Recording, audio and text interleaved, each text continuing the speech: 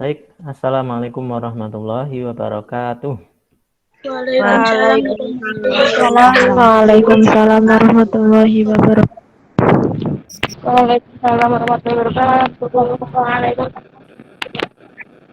Apa kabar semuanya? Sehat ya? Alhamdulillah. Alhamdulillah, sehat. Alhamdulillah sehat. Semuanya sehat, termasuk saya juga sehat. Bapak Ibu keluarga di rumah semuanya juga sehat ya. Em, para mahasiswa mahasiswi PIAUD tanpa terkecuali, khususnya yang tergabung di kelas A1, 1A. Pada siang hari ini kita ditakdirkan oleh Allah, alhamdulillah, untuk berjumpa kembali setelah sekian lama tidak bertatap muka. Ya, hari kemarin saya membagikan link form itu, silahkan tetap dilanjutkan bagi yang belum mengisi. Kalau ada yang merasa kesulitan bisa ditanyakan atau dicarikan solusi, misalnya dibuatkan pertimbangan, misalnya perangkatnya rusak, perangkatnya yang digunakan sehari-hari rusak, ya pinjam ke temannya atau pinjam ke omnya lebih dahulu. Itu berlaku untuk mata kuliah yang lain juga. Jadi kita harapkan yang teknis-teknis itu selama bisa kita atasi. Kalau perangkat kita rusak, terus dimasukkan ke servis, nunggunya 1 bulan, kita tidak pinjam, kita tidak berusaha mencari perangkat yang lain yang bisa digunakan, ya kita juga yang rugi. Baik, kalau tidak salah yang pernah kita share sebelumnya adalah tugas untuk mencari orang dewasa di sekitarnya ya. Orang dewasa, entah itu orang tua, pokoknya orang dewasa ya. Itu mencari informasi terkait apa sesungguhnya kebutuhan yang paling mendasar, yang paling dibutuhkan oleh anak usia dini. Makanya kemarin kalau bisa diusahakan mencari orang dewasanya yang mempunyai anak usia dini. Dan setelah saya cek, dari 31 nama masih ada satu yang belum mengirimkan tugas. Coba nanti saya cek lagi. Kadang-kadang ada yang mengirim double, berarti kan ada 2 yang belum mengirim tugas. Nah, saya mencoba melirik kemarin itu, ada yang melontarkan respon apa 3 kebutuhan dasar anak usia dini. Ada yang merespon dengan pendidikan, ada yang merespon dengan sandang, ada yang merespon dengan makan. Kemudian ada yang merespon dengan kasih sayang, kemudian masa depan, kemudian orang tua yang selalu ada. Kalau yang kebutuhan kedua tadi, masa depan, itu kan belum jelas ya. Apa ini maksudnya? Apa 3 kebutuhan dasar anak? Kalau kasih sayang kan jelas. Masa depan apa maksudnya? Itu kan masih perlu diurai itu sebetulnya. Jadi kalau suatu waktu ada pertanyaan yang responnya dari orang yang kita temui atau orang yang kita wawancarai itu bagi kita kurang dapat dipahami, saya kira kita tidak ada salahnya untuk meminta penjelasan tambahan. Oh, masa depan itu maksudnya seperti apa? Apakah yang dimaksud adalah stok tabungan yang berlimpah misalnya, atau stok properti yang di sana ada, di sini ada, misalnya. Misalnya di dekat rumah ada tanah, kemudian di luar desanya ada tanah yang nanti masa depan anak bisa digunakan, entah itu untuk tempat tinggal atau pokoknya persiapan kehidupannya nanti di saat dia sudah besar gitu. Apakah itu yang dimaksud dengan masa depan atau apa? Nah, itu perlu diperjelas sungguhnya. Nah, kemudian pertanyaan berikutnya adalah mengapa ketiga hal itu yang menjadi kebutuhan dasar anak? Ada yang merespon supaya anak dapat meraih cita-citanya. Kemudian bagaimana caranya untuk memenuhi tiga kebutuhan itu? Caranya ada yang merespon simple, bekerja sama. Kemudian ada yang merespon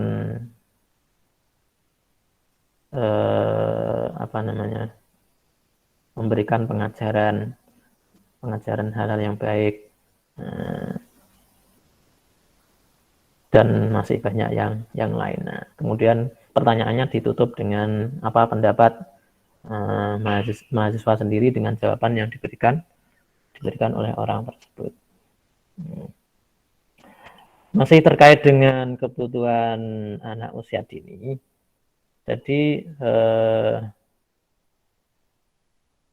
kalau pernah membuat sebuah piramida itu kan bentuk dasarnya itu kan segitiga ya. Bentuk dasarnya segitiga. Nah, itu kita coba buat beberapa tingkatan. Kemudian kita plot mana kebutuhan yang paling mendasar, mulai dari baris yang paling bawah sampai dengan baris yang paling atas, paling ujung, yang paling lincip di atas itu. Kalau pernah mendengar Abraham Maslow, pernah mendengar itu atau belum? Pernah, Pak. Pernah ya. Abraham Maslow itu dia punya segitiga itu, segitiga kebutuhan manusia. Nah, kebutuhannya apa? Kalau yang paling mendasar, yang paling pertama adalah kebutuhan fisik, atau istilah lain kebutuhan fisiologis. Nah, kebutuhan apa yang dimaksud oleh Abraham Maslow dengan sebutan kebutuhan fisik atau kebutuhan fisiologis itu? Ya, segala sesuatu yang berkenaan langsung dengan kebaikan fisik, itulah yang disebut dengan kebutuhan fisiologis atau kebutuhan fisik. Contoh yang paling mendasar yang kita lakukan sehari-hari itu adalah makanan. Nah, artinya kita butuh makan. Itu yang paling mendasar. Untuk kebutuhan makan, kebutuhan fisik ini tidak hanya anak usia dini saja, tapi orang dewasa pun juga butuh. Makanya secara umum Abraham Maslow itu menyebut hierarki kebutuhan manusia. Relevan tidak hierarki kebutuhan itu dengan kebutuhan anak usia dini? Kalau yang pertama yang dibunyikan adalah kebutuhan fisik atau kebutuhan fisiologis seperti makan, maksud saya makan, minum, tentu relevan dan bahkan sangat relevan. Apalagi kalau anak usia dini itu masih berusia apa namanya? Ya dini ya, namanya saja anak usia dini ya. Usia dini yang paling dini lah. Paling dini itu ya usia 1 bulan, usia 2 bulan, 3 bulan dan seterusnya. Itu anak usia 0 bulan, 1 bulan, 2 bulan dan seterusnya. Ya setidaknya sampai 5 tahun lah. Itu yang namanya makan itu kan itu pasti mereka butuh.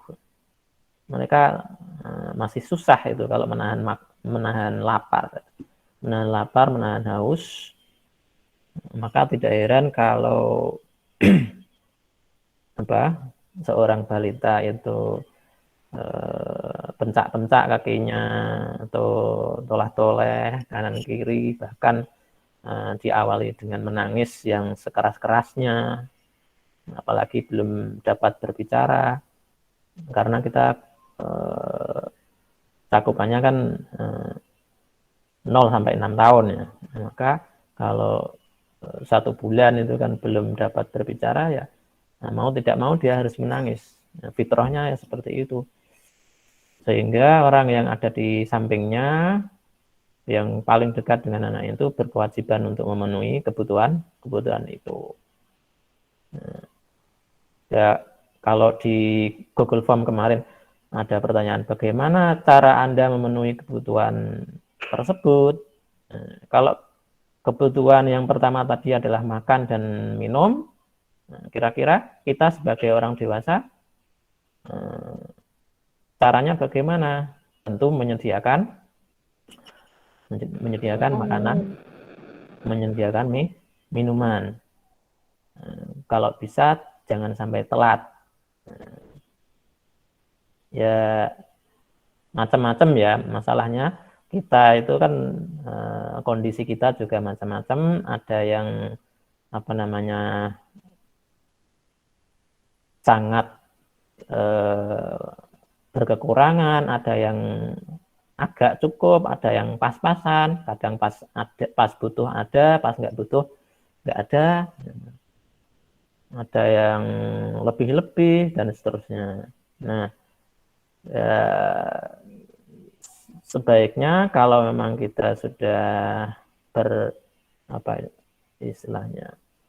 berkomitmen untuk mempunyai seorang anak atau mendidik atau memelihara, ngerumat lah bahasa Jawanya, ngerumat anak, ya maka sudah sepantasnya kita sebagai orang yang lebih dewasa berusaha untuk menyiapkan apa yang sekiranya dibutuhkan anak-anak kita. Makanya tidak heran yang namanya istilah banting tulang, peras keringat itu pasti ada. Ya, bersyukur ya kita semua ini bisa hidup sampai saat ini. Tentu di samping karena itu sudah takdir Allah, tentu kita tidak lupa dengan lantaran orang tua kita, orang yang sudah setiap saat menyediakan makanan dan minuman bagi kita, karena pembahasan kita masih kebutuhan fisik, ya kita harus bersyukur. Nah, nanti gantian kita yang menyediakan makanan dan minuman untuk orang tua kita. Nah, kalau bisa dicontohkan di sini, misalnya minuman saja ya. Saya sendiri kalau berbicara tentang minuman, karena saya setiap harinya mengonsumsi air galon, maka sebelum air galon itu habis, ya, sudah polah itu, sudah gelisah Ini ada yang punya galon nggak? Di dekat kanan kiri rumah ada yang punya galon atau tidak? Kalau ada, ya kita cari, kita stok. Kalau tidak, ya kita apa namanya? Bahasa Jawanya ya menggodok, ya merebus air sendiri, merebus air dari keran sendiri. Ya sebetulnya langsung merebus air sendiri tanpa harus air galon, ya tidak masalah, itu pilihan. Yang jelas kalau kita kembali ke topik, ya silahkan kita sediakan, jangan sampai telat, jangan sampai orang-orang di dekat kita waktunya minum tolah-tolah, jangan sampai seperti itu. Ya sebisa mungkin ada sebelum diminta, sehingga setiap saat anak mau ngambil gelas terus menuangkan air ke gelas itu langsung ada. Ya, kita juga harus bersyukur di Indonesia ini rata-rata untuk mencari air itu relatif mudah ya. Nah, kalau di gurun pasir itu bagaimana kita membayangkannya gitu. Kita hidup di tengah gurun pasir ya. Bagaimana itu? Apa kita duduk sendiri itu juga tidak mungkin. Oke, kebutuhan fisik yang lain selain makan dan minum apa kira-kira?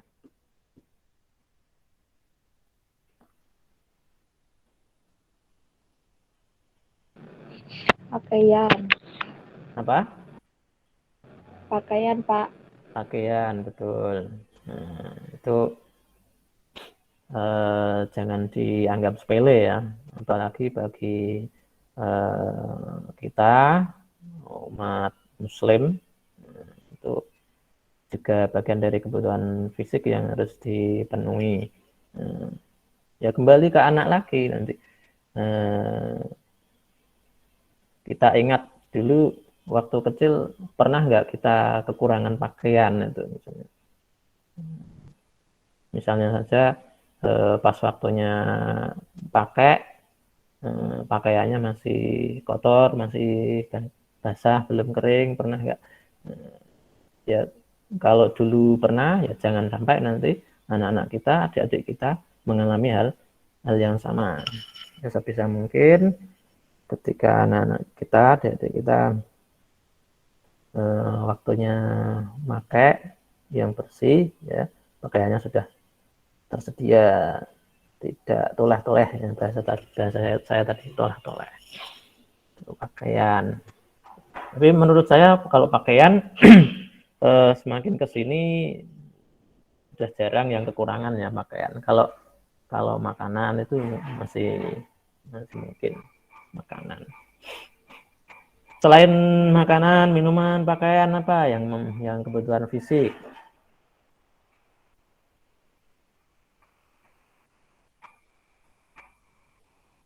Apa?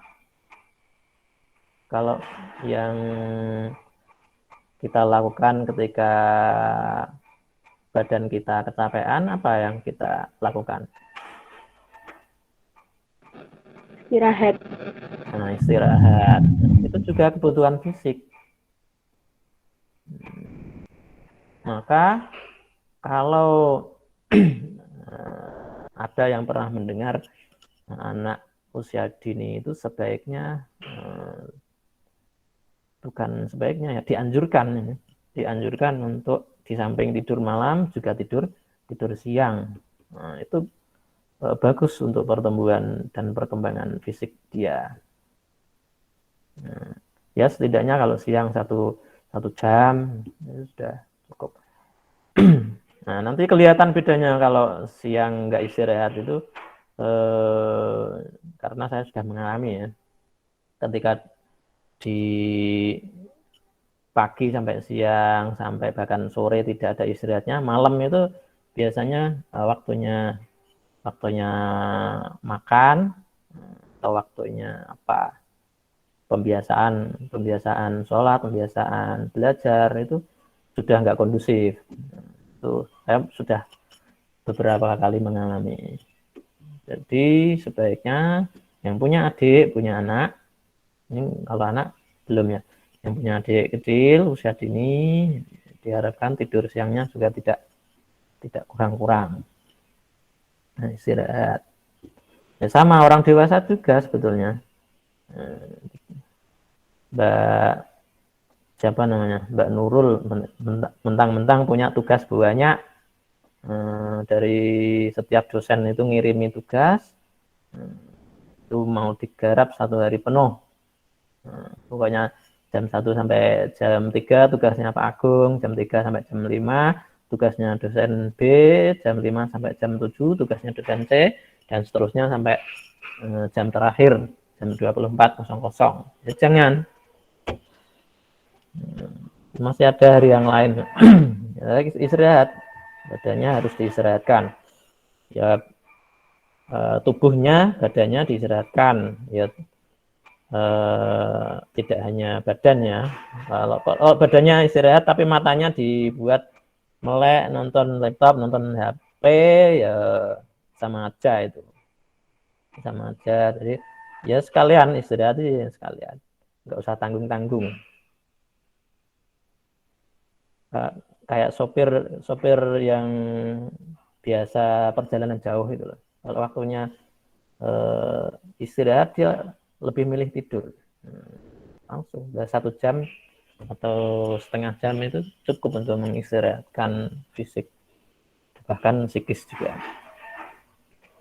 Itu ya, makan, minuman, pakaian, istirahat, apalagi. Kalau yang berkaitan dengan Kesehatan. apa? Pendidikan. Perawatan kesehatan anak. Oh ya, perawatan. Kesehatan, berarti gizi juga ya, gizi masuk di sini ya. Ya, cari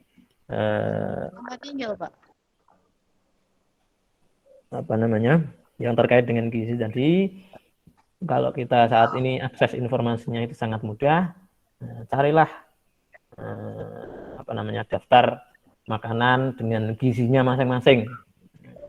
Oh, cilok itu gizinya di mana? Coba cilok itu gizinya di apa? Dia banyak vitamin A-nya atau vitamin C, karena cilok itu awalannya C ya, vitamin C mungkin ya. Banyak karbonya. Vitamin apa yang terkandung pada kerupuk? Coba kita bandingkan. Masa setiap hari kerupuk. Kalau kita memang apa namanya, ya setidaknya pas-pasan, ya kita juga perlu bisa mengepaskan. Oh, waktunya Senin itu kerupuk, Selasa tidak kerupuk, Rabu tidak kerupuk, Kamis baru kerupuk lagi, nah, kayak gitu. Nanti ya karena pas-pasan ya setidaknya usahanya seperti itu. Jadi kalau dulu akses informasi kan tidak semudah sekarang. Jadi saya kecil itu nggak tahu apa yang saya makan itu apa namanya mengandung nutrisi apa. Sekarang saya menganjurkan sekali, meskipun bukan ahli gizi, sebagai calon sarjana PAUD, latihan, oh makanan ini ada gizinya ini, makanan C ada gizinya C. Buah itu sayur, semuanya ditelusuri. Apalagi kalau di apa namanya di makanan yang ada kemasannya, dikemas dengan baik, itu kan ada daftar nutrisinya ya, daftar gizinya, bahkan kalori juga itu. Nah, itu bisa dihitung juga, ada ilmunya untuk menghitung. Kalau anak usia dini butuh berapa kalori, kalau Mbak Nurul tadi punya banyak tugas itu butuh berapa kalori. Nah, itu ada lagi nggak selain makanan, minuman, kemudian gizi, istirahat, Apa kira-kira? Tempat tinggal. Kalau tempat tinggal itu nanti kayaknya ada yang lain itu kayaknya. Pendidikan, Pak. Kebutuhan pendidikan sejak kecil. Kebutuhan fisik itu tadi kesehatan belum ya? Belum. Sudah ya. Belum dibahas. Nah, kesehatan ya. Berarti kaitannya dengan kesehatan itu misalnya apa namanya? Saya jadi ingat keponakan yang habis melahirkan. Jadi keponakan itu habis melahirkan, dia ternyata operasi sesar. Nah, setelah operasi sesar, ya belum bisa buang angin beberapa hari. Nah, itu susah itu. Orang nggak bisa buang angin itu ternyata susah. Dan nggak boleh pulang sama dokternya. Padahal bayinya sudah dibawa pulang. Nah, ibunya masih harus di rumah sakit karena habis operasi nggak bisa buang angin, nggak bisa buang air besar juga. Itu kan kesehatan fisik. Maka ya apa namanya? Sesekali anak-anak itu pernah saya tanya itu, anak Arsa, panggilannya Arsa, Mas Arsa, hari ini sudah buang angin berapa kali? Ya ketawa dia. Ya maklum, hal yang seperti itu kan apa namanya? Bagi kita ya kadang di apa namanya? Dibuat dianggap sebagai sesuatu yang aneh gitu, untuk ditanyakan. Padahal itu kan kesehatan. Ya bagaimana kita mengeceknya kalau kita tidak tanya seperti itu ya? Apa ya kita harus 24 jam di samping anak kita? Kalau kita kerja kan nggak mungkin. Ya, kalau nggak kita tanya, tadi pagi sudah buang angin belum? Nanti lah anak itu akan coba mengingat. Ya latihan mengingat itu. Mengingat apa yang dia alami. Coba ditanya sesekali juga kalau yang punya adik itu. Jangan sampai 1 minggu nggak buang angin. Repot juga nanti kita. Baik, berikutnya kita naik satu strip, kita naik satu tangga ya. Kita naik satu tangga. Setelah kebutuhan fisik apa? Bahasanya Abraham Maslow itu safety. Safety itu Keamanan, kenyamanan. perasaan aman, nyaman, nyaman. Ini ada kaitannya dengan tadi itu tempat tinggal. Siapa ya tadi yang menyampaikan tempat tinggal? Itu salah satunya adalah bagian dari apa namanya, proses pemenuhan kebutuhan yang level 2 ini. Ya, aman dari apa? Dari panas, dari hujan. Nah, itu tempat tinggal. Dari apa namanya?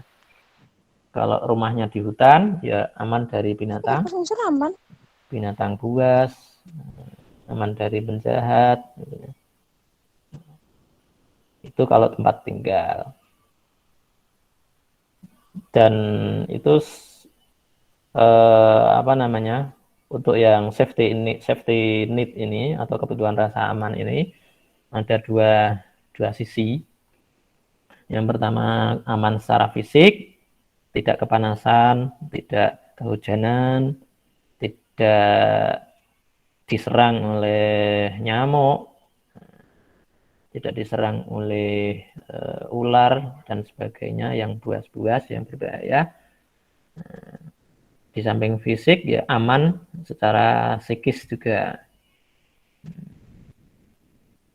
Bagaimana itu pemenuhannya kalau aman secara psikis? Apa contohnya? Apa kira-kira yang bisa kita lakukan untuk mengamankan anak kita secara psikisnya, secara ya mentalnya, kejiwaannya aman? Setelah tadi fisiknya aman, jiwanya aman, Pak, Diajak berlibur, Pak. diajak berlibur. Wah, enak sekali itu. Ya, relaksasi itu ya namanya. Relaksasi. Padahal yang mau berlibur itu orang tuanya. Yang dewasa ya. Jadi yang kecil dijadikan pasal itu. Yuk, mah, kalau manggilnya mama, yuk mah berlibur kemana gitu. Ini anak-anak sudah lama nggak rekreasi, ya padahal kita yang dewasa ya juga jarang rekreasi.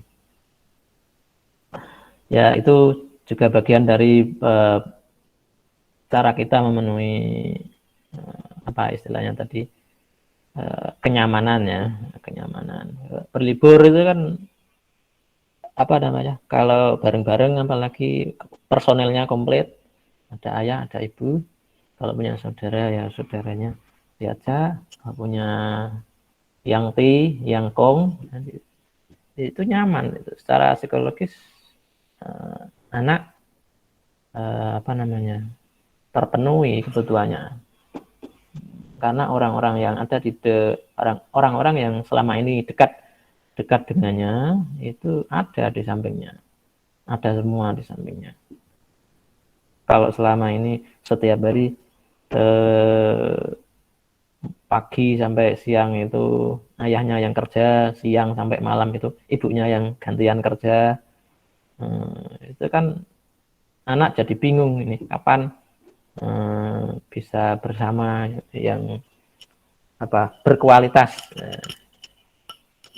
kenyamanan yang berkualitas, yaitu sudah setidaknya dengan rekreasi itu berlibur.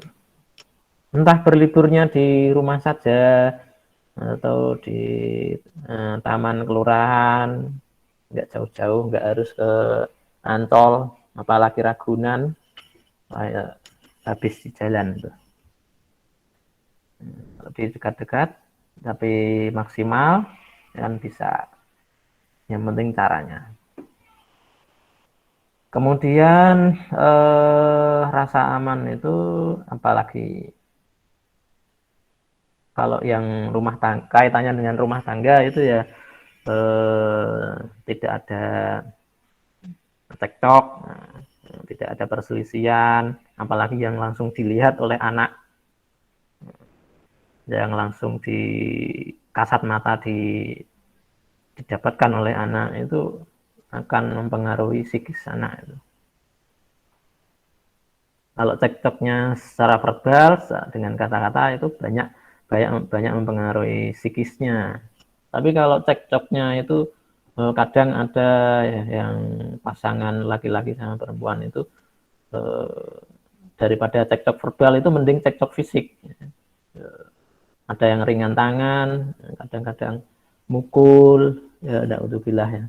Kadang-kadang mukul pasangannya.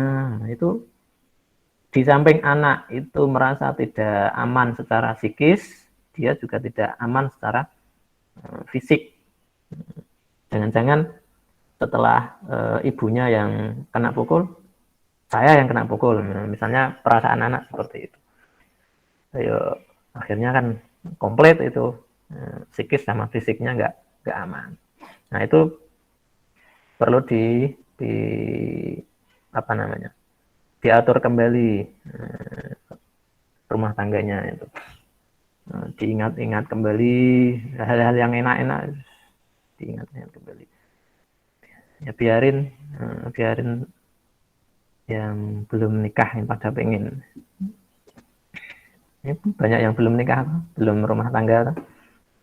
Diingat-ingat yang enak-enak. Pas waktu apa namanya habis akad itu langsung bulan madu ke mana, ke Karimun Jawa, ya diingat-ingat itu, diingat-ingat apa namanya kebaikannya, jasa-jasanya. Oh, dengan bisa jadi atas doa yang selama ini dibaca oleh pasangan kita, Itulah yang membuat kita selama ini nyaman bekerja. Bisa jadi dengan doanya juga kita tidak pernah mengalami sakit yang menghambat pekerjaan kita, yaitu diarahkan ke sana. Kok sepertinya ideal sekali ya, ya namanya aja latihan ya, latihan. Nanti pada saatnya akan merasakan. Biar kepengen semua. Baik, para pemirsa, rasa aman, keamanan, kenyamanan fisik dan psikologis atau psikis. Ini juga ada kaitannya dengan keteraturan ya. Jadi keteraturan itu juga dibutuhkan ya. Ya meskipun bagi sebagian orang itu ada yang semakin nggak teratur itu semakin nikmat. Ya keteraturan itu artinya apa? Ya waktunya makan jam 7 ya tepat waktu gitu loh contohnya. Waktunya makan siang ya tepat waktu teratur sehingga itu kan mempengaruhi juga itu. Mempengaruhi apa namanya? Pemenuhan kebutuhan pemenuhan rasa aman kita. Wah, kalau setiap hari jam 7 makan pagi, jam 12 makan siang, jam 17 makan malam. Kok ternyata 2 hari ini atau 3 hari ini ditunggu-tunggu sampai jam 3 sore kok belum ada makan siang ini ya. Ada apa? Ini kan merasa terancam ini. Wah, nggak aman ini perutnya ini. Wah, bisa nggak apa namanya? Nggak kondusif nanti belajarnya, nggak konsen itu. Nah, itu akan mempengaruhi fisik juga akhirnya. Ini sebetulnya berkaitan juga ya dengan yang jadi setiap kebutuhan itu berkaitan dengan kebutuhan yang lain. Kalau sudah apa namanya kebutuhan fisiknya itu terpenuhi, itu akan menjalar ke rasa amannya tadi itu. Waktunya makan nggak ada makanan, wah ini nggak aman, nggak nyaman, nggak teratur. Kemudian yang tadi rumah tangga itu hubungannya dengan stabilitas ya. Kemudian kita naik satu tingkat lagi, ada kebutuhan fisik, kebutuhan aman, ada yang namanya adalah kebutuhan sosial. Ya bahasa lainnya ya sosialisasi. Karena manusia itu kan di samping makhluk individu ya makhluk sosial. Nggak bisa kalau hidup sendiri itu. Maka apa namanya anak perlu cara pemenuhannya anak perlu dilatih untuk bagaimana berinteraksi dengan orang, dikenalkan orang-orang terdekatnya, misalnya dimulai dari keluarganya. Oh, Mas Arsa, kamu punya saudara di sini, di Surabaya, di Bandung. Ini fotonya. Oh, dijadwalkan misalnya, oh besok kita video callan. Kalau nggak marem ya suatu saat bisa reunian ketemu ya meskipun bisanya hari raya diusahakan ketemu. Di samping itu yang di kanan kiri kita ada tetangga, ada relasi yang setiap hari bekerja, itu juga perlu sosialisasi, tidak ada laptop terus. Ini yang apa namanya, yang biasanya cenderung eksklusif. Coba selama ini yang biasanya cenderung eksklusif, tidak mau diganggu oleh temannya, pengennya mantengin laptop terus, mantengin HP terus. Coba kita simpan sekarang laptopnya, simpan HP-nya. Kita beri kesempatan diri kita untuk bersosialisasi. Banyak hal yang ada di manusia itu tidak ada di HP, tidak ada di laptop, tidak ada di gadget. Nah, ini PR yang besar untuk merespon perkembangan teknologi sekarang ini. Ya, saya sudah sangat sering melihat itu, ya yang sering itu di tempat umum. Tempat umum, kalau dulu orang misalnya ngantri di rumah sakit itu kanan kirinya diajak berkenalan. Sekarang duduk sambil nunggu nomor antrian, nomor antriannya difoto, dijadikan status di HP. Akhirnya komunikasinya dengan HP. Kok nggak sadar waktunya nomor antriannya? Itu karena fokus di HP. Kalau komunikasi dengan kanan kirinya kan biasanya, maaf Pak Bu, jenengan nomor pinten mau, Mbak, jenengan nomor pinten antriannya.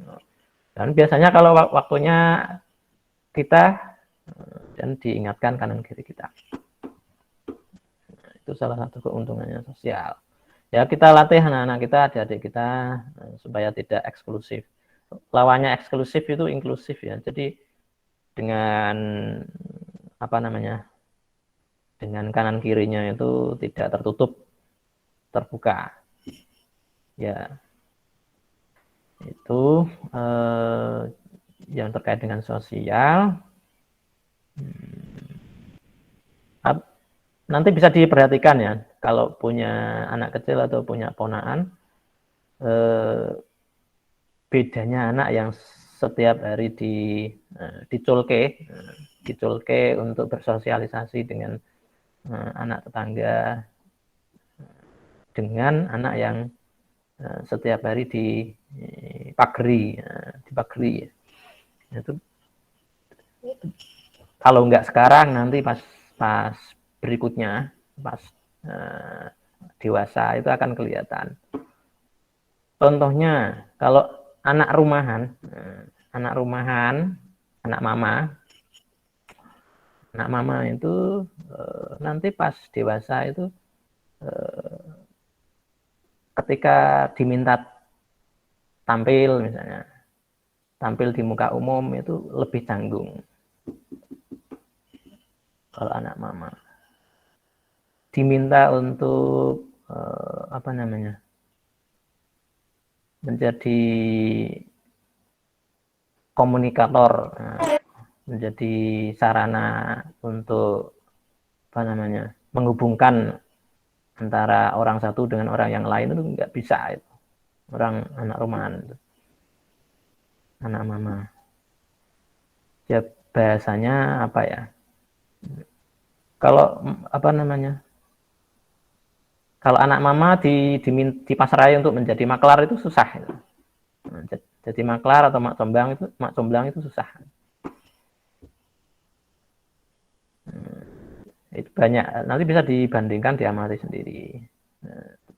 Efeknya seperti itu. Kalau ketemu orang, anak mama, anak rumahan itu, ya apa istilahnya? Mau ngomong takut salah. Itu yang paling bisa kelihatan itu. Oke, kita naik lagi ke tingkat berikutnya, level berikutnya. Masih ada 2 level. Ini sisanya ada 5 menit. Ada apresiasi. Jadi setiap manusia, tidak terkecuali anak usia dini, itu butuh yang namanya apresiasi. Penghargaan.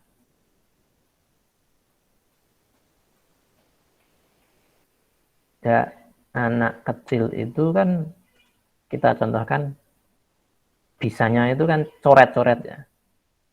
Gitu. Saya bisa apa namanya? Bisa menjamin rumah yang isinya anak kecil itu dindingnya itu tidak akan bersih. Tidak ada coret-coret. Kalau nggak ada dindingnya, kalau nggak ada dinding ya almari apa itu ada coret-coretnya. kalau sudut pandang kita selama ini mungkin coret-coret itu dianggap sebagai sesuatu yang tidak bersih. Karena udah apa namanya, susah-susah dicat, manggil tukang dicat, dicatnya bagus lagi, pakai cat yang mahal lagi, terus dicoreti anak kita kan, naluri kita kan mau berontak seperti itu. Tapi kalau kita balik dengan perspektif Abraham Maslow di sini, kita apresiasi saja usaha anak kita untuk belajar. Oh, berarti anak sudah punya kemauan untuk belajar, untuk membuktikan diri. Oh, tangan saya itu bisa membentuk, meskipun bentuknya bagi kita itu tidak karu-karuan, tapi bagi anak itu sudah membentuk sesuatu. Kita apresiasinya di situ. Siapa tahu dengan coretan yang naik turun di tembok rumah kita itu yang akan mengantarkan dia ke profesinya nanti ketika besar. Oh, coretannya kok beda ya dari anak-anak yang seumurnya ya. Oh, bisa jadi dia akan menjadi apa namanya, ilustrator. Ilustrator yang relevan untuk saat ini kan ilustrator untuk pendidikan anak. Gambarkan ilustrasi di buku cerita anak itu kan ada caranya itu. Ya, berawal dari coret-coretan itu. Ya, kita apresiasi. Jadi kita bisa meminjam apa namanya, sifatnya seniman.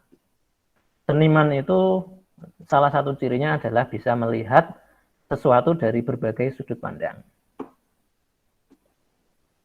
Nah, kalau kita tadi awalnya melihat sebuah coretan dari anak-anak kita itu, kita lihat dari satu sudut pandang saja, oh itu tidak bersih. Kalau tembok, apalagi temboknya dicat mahal-mahal, dicoret, itu pasti tidak bersih. Nah, kalau kita mengandalkan satu sudut pandang itu saja, kapan kita akan mengapresiasi anak-anak kita? Nah, padahal kita bisa melihat dari sudut pandang yang lain. Ya, tadi itu contohnya. Oh, ternyata anak saya sudah berkembang, kemampuan motorik halusnya sudah berkembang. Anak yang lain loh, belum bisa mencoret-coret. Ya, PR-nya tinggal kita mengarahkan itu, mengarahkan.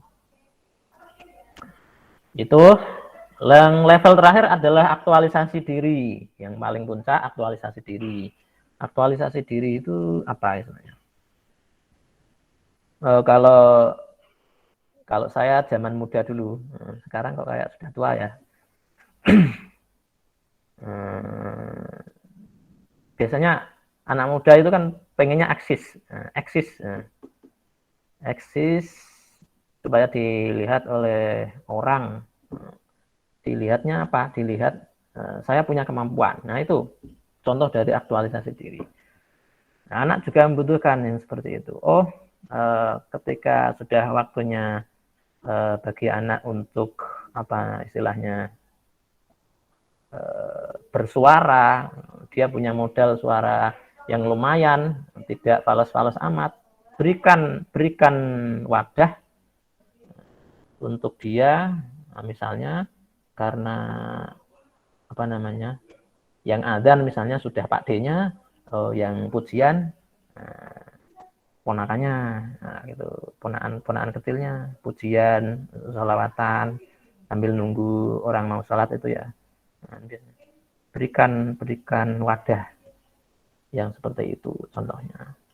Itu kalau modalnya suara. Kalau dia modalnya fisik, dia perkembangan fisiknya itu menonjol, ya arahkan, berikan wadah ke sana. Oh, dia punya kemampuan untuk melempar bola yang tepat, arahkan dia. Atau yang lagi yang sering viral itu bulu tangkis. Bulu tangkis di Indonesia kan sering viral. Punya kemampuan untuk memukul raket. Ya arahkan ke sana. Apalagi kita punya sarana untuk itu. Raket bekas kita atau ya raket kita bisa kita berikan ke anak-anak kita atau adik-adik kita. Baik, itu saya kira untuk menjawab topik yang kita angkat, yaitu kebutuhan dasar anak usia dini. Nah, silakan disikapi sendiri dari kelima kebutuhan yang versi Abraham Maslow itu. Yang paling mendasar itu apakah sudah betul menurut Maslow atau peringkatnya harus dibalik. Misalnya yang paling awal itu harusnya apresiasi dulu, baru fisik, baru kebutuhan fisik. Silahkan dianalisis sendiri, karena sudah mahasiswa, silahkan dianalisis sendiri.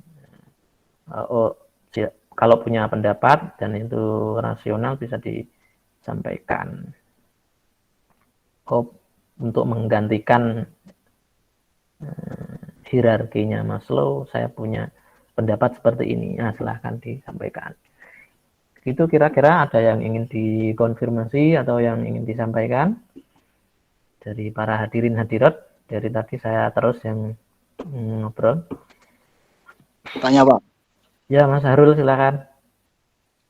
Ini menurut analisis saya ya Pak. Rumah saya kan dekat TK. Jadi anak-anak zaman sekarang itu selalu menomorduakan kebutuhan.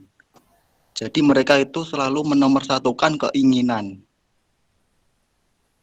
Contohnya, orang tua memberi uang 5.000 kepada anak untuk dibelikan makanan. Lah, pulangnya dia malah membeli mainan. Itu kan keinginan. Cara mengatasinya itu bagaimana Pak? Sebagai orang tua. Baik, ini pertanyaannya bagus sekali ya Mas Harul nih. Diam-diam menyimpan pertanyaan yang super nih. Ada nggak yang ingin mencoba menjawab pertanyaannya Mas Harul? Atau punya pengalaman yang sama? Ya, saya sudah mengalami itu anaknya. Anak saya sudah saya latih untuk apa istilahnya, bertransaksi jual beli ya. Masih sekarang usianya berapa? 6,5 tahun. Ya sama ceritanya Mas Harul ya, pernah masuk ke anak di ibunya punya catatan belanja ini, kemudian apa namanya, kan tokonya dekat itu, diminta latihan untuk beli sayur, misalnya sayur kangkung lah.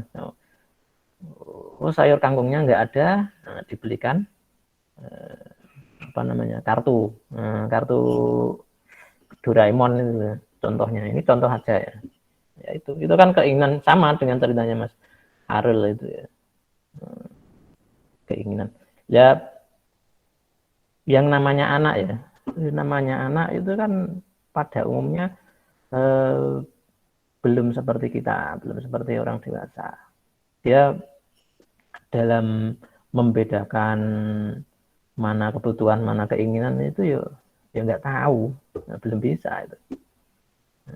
Apalagi kalau ditanya, Mas Arsa, kebutuhanmu apa? Nggak mungkin bisa jawab.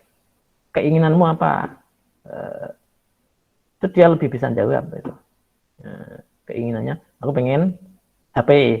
Sekarang itu pengennya HP, anak sekarang itu pengen HP.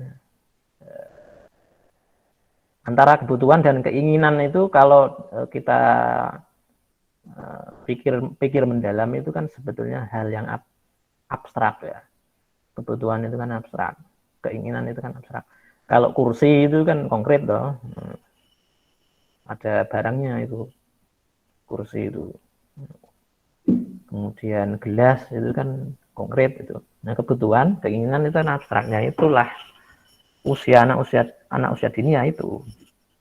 Dia belum dapat memplot mana yang kebutuhan, mana yang keinginan. Ya itu tugas kita. Harus setiap saat jangan sampai bosan untuk memberikan arahan. Ya arahannya ya dengan yang konkret. Misalnya kalau tadi bandingannya dengan makanan, padahal dia makanannya sudah cukup, ya kalah tetap. Nah, kita bandingkan dengan yang non makanan. Nah, misalnya,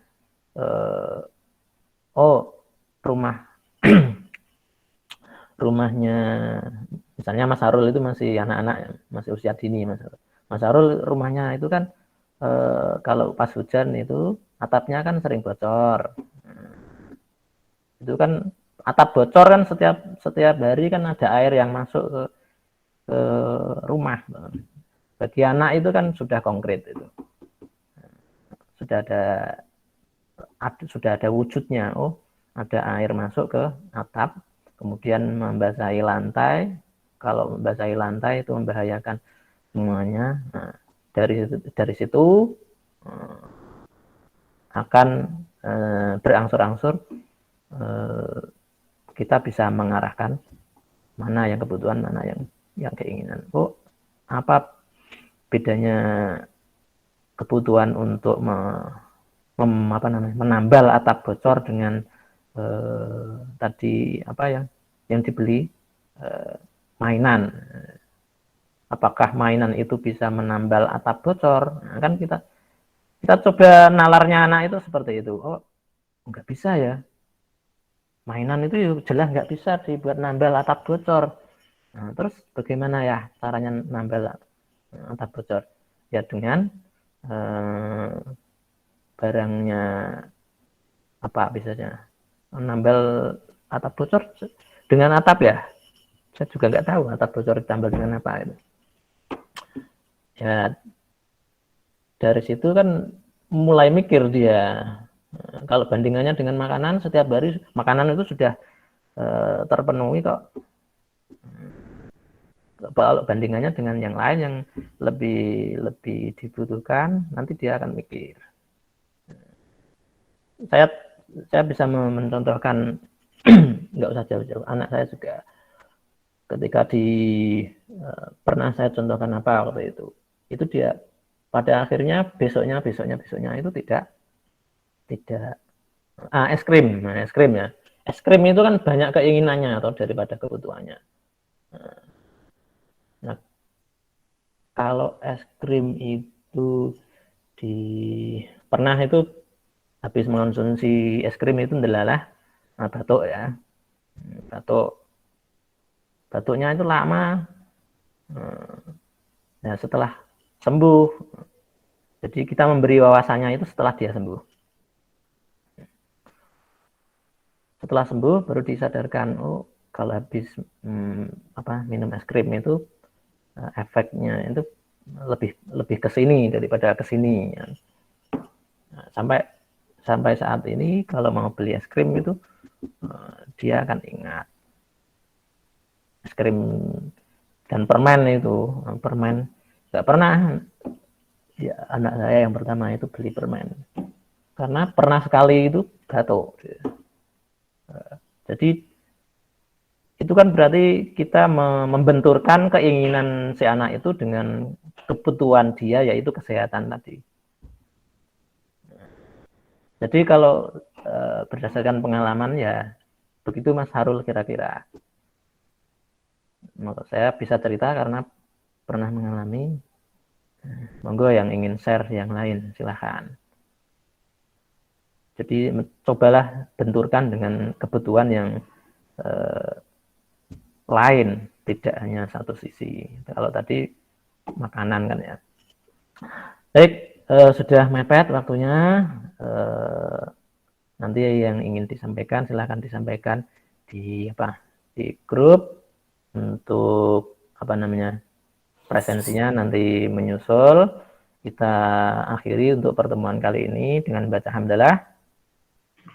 Alhamdulillahirabbil alamin.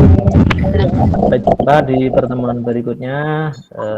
Tetap sehat selalu. Oh ya, sebentar lagi katanya mau tatap muka ya. Ini sudah siap tatap muka belum? Belum. Belum. Sekarang kita tatap muka, Pak. Apa? Dasmawan, Pak. Malah enak tugas ya, daripada tatap muka. Ya. Pak. Lebih irit kalau apa namanya? Kalau online seperti ini, kita nggak usah ngekos. Itu iritnya. Kita bisa membantu orang tua. Salah satu keuntungannya itu. Tapi di sisi lain ya banyak ruginya juga. Oke, sudah cukup. Sampai jumpa lagi di pertemuan berikutnya. Wassalamualaikum warahmatullahi wabarakatuh. Terima